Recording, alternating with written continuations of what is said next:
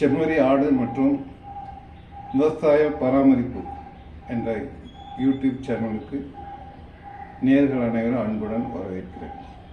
இன்று நாம் என்ன பார்க்க போகிறோம் என்றால், மீன் அமிலம் எவ்வாறு தயாரித்தல் என்பதை பற்றி பேசலாம். மீன் அமிலம் என்பது முக்கியமான ஒரு உரம். இதை கொடுப்பதால் தென்னை மரம் மற்றும் எல்லா செடிகளும் செழித்து வளரும். இன்று நாம் பார்க்க போகிறது இந்த கடல் மீன் கொண்டு கடல் மீன் கொண்டு மீன் அமிலம் தயாரிக்கக்கூடிய இந்த வீடியோ எடுக்கிறோம். ஏன் இந்த கடல் மீனை பயன்படுத்துகிறோம் என்றால், கடல் மீனில் அதிகமான தாதுப்புகள் காணப்படுகிறது. நன்னீரில் வாழக்கூடிய குளத்து மீன்களையும் வைத்து செய்யலாம். அதில் நிறைய அமில அமிலம் காணப்படுகிறது. இதில் நிறைய தாதுப்புகள் காணப்படுவதனால இன்று இந்த மீன் அமிலம் 1.5 கிலோ மீன் அமிலத்திற்கு 1.5 கிலோ தாதுப்பும் 5 வாழைப்பழமும் நாட்டுப்பழம் ஒரு 1/2 லிட்டர் மோரும் பயன்படுத்த போகிறோம். முதலாக என்ன செய்ய வேண்டும் என்றால், இந்த 1.5 கிலோ மீனை இந்த 10 லிட்டர் பக்கெட்டில் போடணும். போட்டுவிட்டு அதுக்கு சமமான அளவு நாட்டு சர்க்கரை அதில் போட போகிறோம்.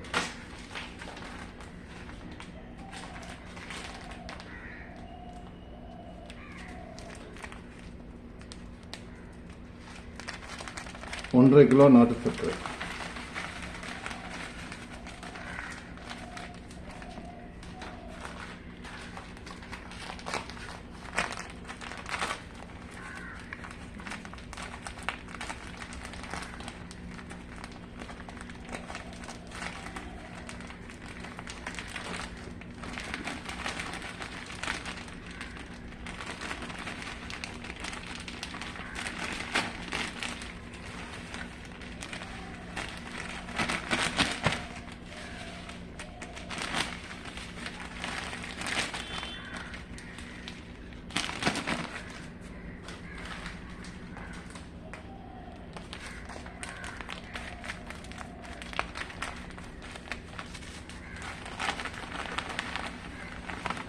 ஒன்றரை கிலோ நாட்டு சர்க்கரை போற்றாகிவிட்டது.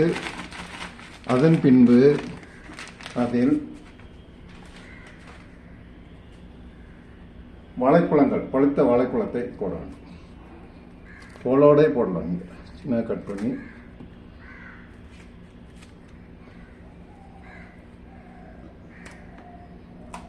வாழைப்பழம் ஏன் போடுகிறோம் என்றால், இந்த வாழைப்பழத்தில் அதிகமான பொட்டாஸ் சத்து உள்ளது.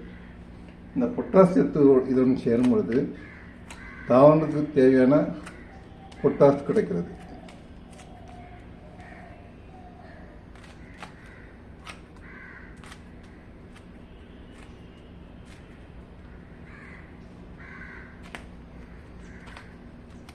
பொட்டாஸ் இந்த வாழைப்பழத்தை போட்டு இதில் இந்த 1/2 லிட்டர் மோரையும் ஊற்றணும். ஏன் மோர் ஊற்றுகிறோம் என்றால், இதில் ஏராளமான நுண்கிருமிகள் காணப்படுவதால் மிகவும் சீக்கிரமாக அது மீன் அமிலமாக மாறிவிடும் என்பதை தெரிவித்து திரும்ப நன்றாக கலக்க வேண்டும். கலந்து இது அப்படியே ஒரு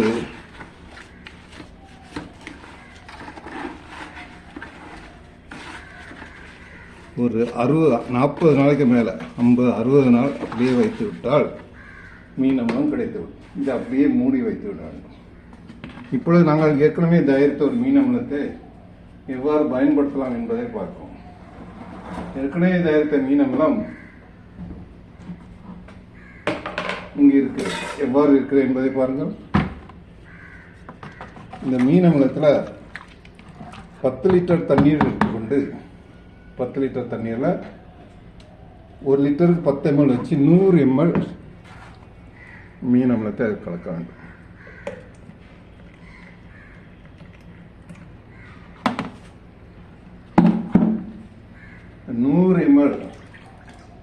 மீன் அமிலத்தை கலக்கி இதை தாவரங்களுக்கு கொடுக்கும் பொழுது காய்கள் மிகவும் இந்த தென்னையில் பொறுத்த மட்டும் குறும்பை உதிராது. ஏகமாக நிறைய காய்கள் காய்க்கும். எல்லா காய்களும் பெரிதாக காய்களாக வளர என்பதை தெரிவித்துக்கொள்ளும். மற்ற எந்த தாவரங்களுக்கும் இதை பயன்படுத்தும் பொழுது இருக்கும். இது முழுவதும் தலைச்சத்து இருக்கிறதுனால செடிகள் மிகவும் சிறப்பாக வளர என்பதையும் தெரிவித்துக்கொள்ளும். இப்பொழுது அதை ஊற்றுவது எவ்வாறு என்பதை பற்றி தெரிவிக்க விரும்புகிறேன். ஆஃபன்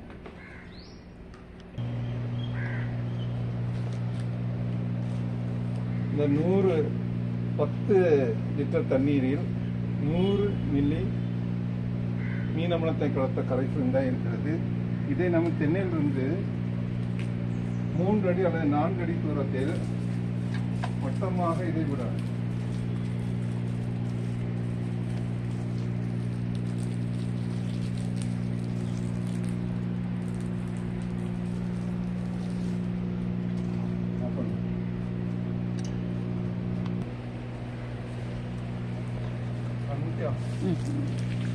மீனம்லாம் விட்ட பிறகு திரும்ப நம்ம தண்ணீர் பாய்ச்சும் பொழுது மீன் அமிலங்கள் அடியில் வேர்களுக்கு சென்று கிடக்கும். வேர்கள் அதை உடனடியாக உறிந்துவிடும். அது உறிந்துவதனால தென்னை ஏராளமான காய்கள் கிடைக்கும். குறும்பை உதிராது, மிகவும் நல்ல பலனை தரும் என்பதையும் தெரிவிக்கிறோம்.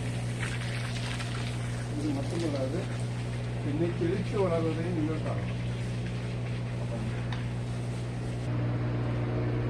இந்த மீன் அமிலத்தை கொய்யாக்கும் விடலாம். கொய்யா போடும்போது கொய்யா செழித்து வளரும், காய்கள் ஏராளமாக காய்க்கும். அதே மாதிரி மாமரத்துக்கு இதை விடலாம். மாமரத்துக்கு விடும்போது மாங்காய் செழித்து வளரும், காய்கள் ஏராளமாக வளரும். அதே மாதிரி பப்பாளி,